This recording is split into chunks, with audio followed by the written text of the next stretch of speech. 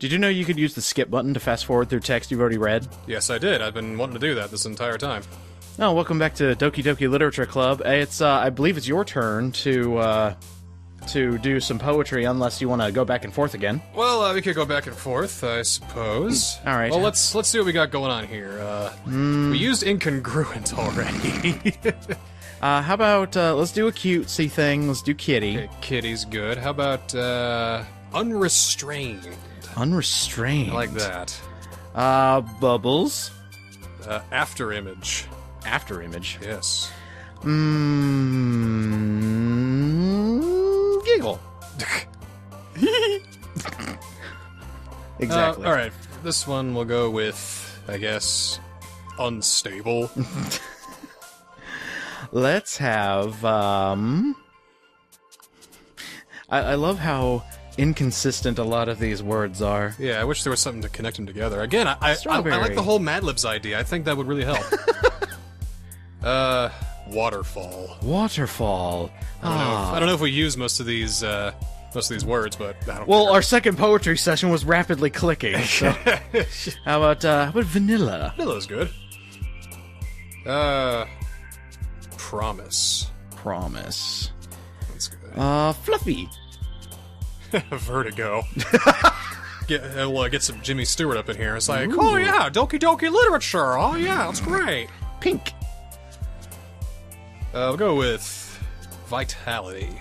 Vitality is very important. Yes. How about twirl? Heaven sent. Heaven sent. Sounds like a very, very poetic term. Yes, yes.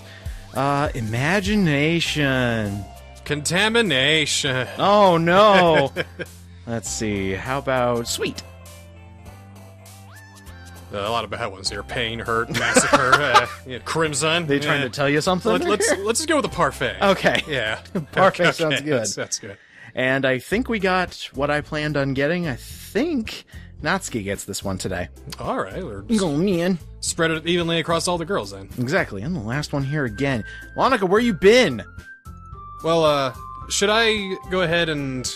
Oh yeah, Bring if you, my stuff- if you okay. really want to. So we have literature today. Yeah, for this session, I actually brought out some actual literature, and I'm hoping that...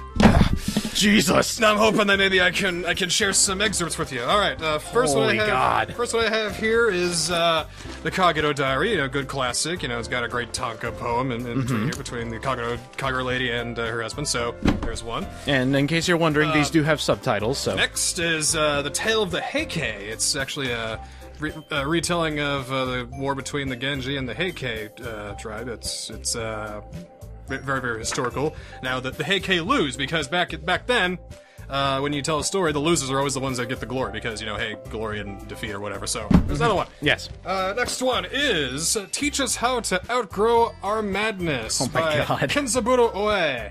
This is an early 20th century novel, and it's quite bleak. That's another one. jeez. Oops. Careful. Next one is Oxford Book of Japanese Short Stories. This is one that my dad gave me. I haven't read much of it yet, but I'm sure we'll find a fun story in here. Something like that. Next up is, let's see. Here we go. As I Crossed a Bridge of Dreams, also known as the Sarashina Nikki. A lot of people give this translation a bunch of flack, but I actually really enjoy this book because it feels so modern, even though this was written at like 1011 AD or something like that. Very, very early book. Okay. But very, very, very, very good. Next one I have here is a little more modern. This is a dual book of Hear the Wind Sing and Pinball 1973 by Haruki Murakami. This is written in the 1970s, and it's been classified as first Japanese 21st century literature. It's very, very, very realistic and, all that. Next one I have here is Shen Fu, 6 Records of a Life Adrift. Good lord, how many did you bring? This is just some memoirs from a Chinese lord, I believe, so we'll look at that too. I also have my personal favorite, The Pillow Book by Sei Shonagon. I keep referring back to this one every so often because there's just so much wisdom and so much great things put in here, so we'll go with that one. I'm going to interrupt you for a second to say we have a pun that actually perfectly translated into English. Really? Yeah. This is an English fucking game, though, isn't it? It is. But do you know what squid in Japanese is? No. Ika. Oh. So, we found out that Monica doesn't like squid. And Natsuki said, "How come? It's in your name. Mon Ika." She didn't like that very much, and neither did you. Anyway, what else you got? I have here also a collection of certain excerpts of stories from women writers in East Asia. Oh shit, I just got called out. Oh, damn. Never mind. Well, screw that then. There's a whole bunch of excerpts here, but there's one that I really want to bring up. I'll probably bring this one up first because it's really interesting. And of course, last and most certainly not least, Oh my gosh. the Tale of Genji. Jesus Christ! Yes, this gigantic ass, thick That's ass. that's a brick! This is a huge fucking brick right here. It's like over 1,000 pages, about like almost 1,200 pages. But it's unabridged. It's got all the footnotes and everything. It's got all the poetry and everything like that. It's a great read. So I've got some motherfucking literature for you all today. I'm excited. Okay. Why don't you start mentioning the one you said was the worst, or did you bring that one? The worst? Oh crap. It's not exactly Japanese or Asian literature. Oh, okay, it's just a local author who can't write for shit and thinks he does. It's bad. I'll bring it up another day. But, Okay. I'm gonna go ahead and bring up one thing here. This is, let's see what page is this.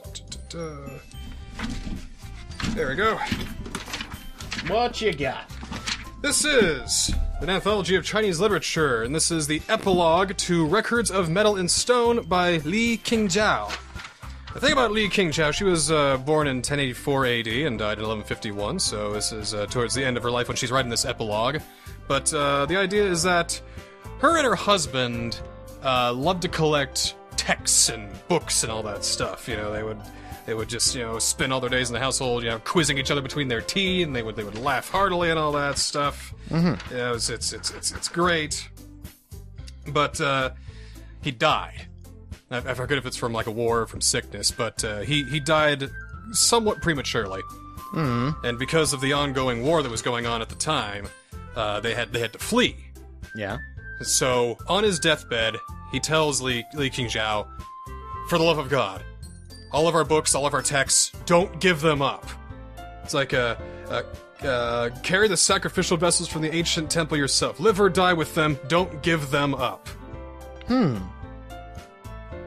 So, after all that, it's talking about how hard it was for her to hold on to all of these texts because they had to bring it on several carts and horse and carriage, and, they had servants had to bring them, and little by little she would lose them, due to skirmishes or just, unfortunate in transport and all that. Mm-hmm. And at the end, she's just kind of lamenting all that, and, that's interesting in itself. But I'm thinking, what if this was in modern day? So I'm thinking back a few years ago when your dad gave me like an entire gigabyte full of Kindle ebooks. Mm-hmm. And that had almost 1,000 books in there. 1,000 books, 1 gigabyte. And I'm thinking, how many stories, how many texts could we fit into one single flash drive? We could just carry it in our pocket instead of having to take trolleys upon carts upon all this shit of scrolls and books and texts and all that. It's kind of interesting, don't you think? Yeah. Yeah. So that's Records of Metal and Stone, because she had to transport all of the metal and stone texts that she. Yes. Get it? You get it? I got it. Of course you get it. I've also got some poetry in here as well, but we'll do that when the poetry thing starts to come to. Let me turn to that real quick. Yeah, Yongwu poems. Yeah, Chinese poetry. And while he's finding something, a little bit of recap. Sayori's not doing too good today. She's not on top of her game. She's not feeling too well. So hopefully Monica can shed some light on that. Well, Lady Sanashina didn't really feel good about her days too. It's going on to As I Crossed a Bridge of Dreams because she is a modern girl, pretty much. Modern. Yeah, modern. Yeah, by what definition of modern? By that I mean all she wants to do is just read Tale of Genji and go on pilgrimages. She loves to go to temples, she loves to travel and all that stuff. And she had a husband and a son, but not really mentioned much in her memoir. Because I think she liked the idea of a husband, because she would just think, "Oh, Genji is so pretty, I wish someone like that would sweep me off my feet." But once she actually got one, she just kind of meh. It's the book kind of starts off, happy and all, wide-eyed and all that. But as she got older, as she reached her mid-50s, kind of got a bit more dark, and the excerpts got much shorter, as you can see. Right. In fact, I think how it ends is just... Aw, Sayori likes us. Many years have passed, but whenever I think about that sad, dreamlike time, my heart is thrown into turmoil and my eyes darken, so that even now I cannot clearly remember all that happened. My family went to live elsewhere, and I stayed forlornly by myself in the old house. One day, when I was thinking bitterly of my sad condition, I sent this poem to someone for whom I had not heard for a long time. Wildly the sagebrush grows, outside this house where no one comes to call, and my tears well up, like the drops of dew upon those leaves. It was a nun to whom I sent my poem, and she replied, "Your sagebrush and your dew belong to worldly homes. Think how overgrown the thickets are, in the cell of one who finally renounced the world." And that's all. That's it. Gorgeous. That's the end of her tale.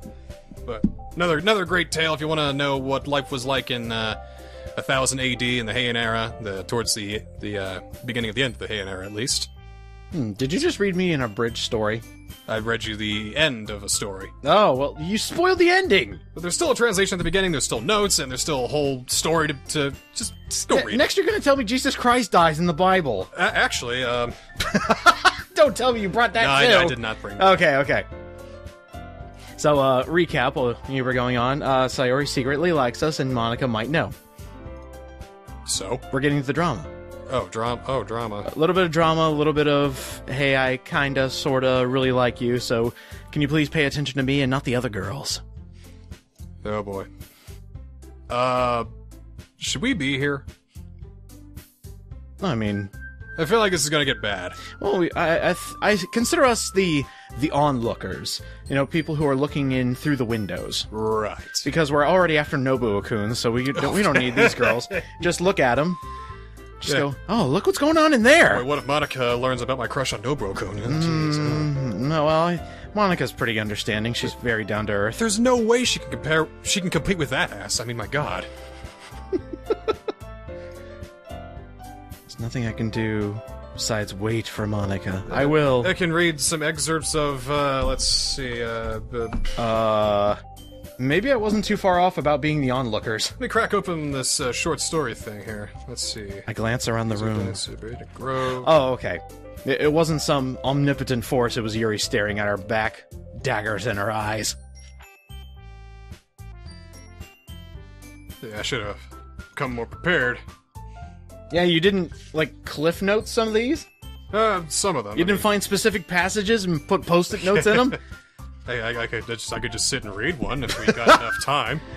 Well, we'll see what happens. This one's a bit of a long one. 3 policemen. This is a short one. I'll save that one, though, for a little later. There we go. Wait a minute. Did we somehow get a scene with Yuri? No. We got enough points for Natsuki. What's going on? Yuri likes us. No! Back off, woman! That you wanted to be alone with your thoughts.